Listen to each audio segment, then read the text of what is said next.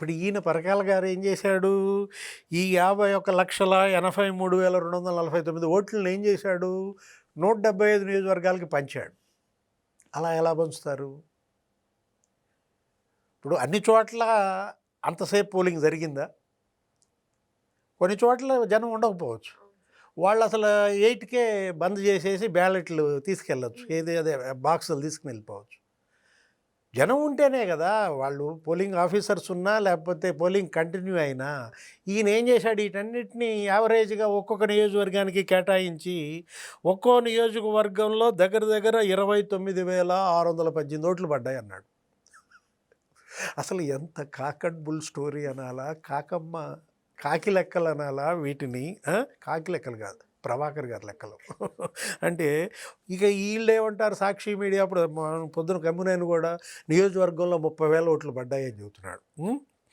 అంటే మసిబూసి మారేడుకాయ చేయటం. మనం మాట్లాడుకున్నాం. చెప్పా నీకు మారేడుకాయ ఎప్పుడన్నా చూసావా అని. మారేడుకాయ చూడాలంటే నువ్వు ప్రభాకర్ గారి ఇంటికి వెళ్ళాలి.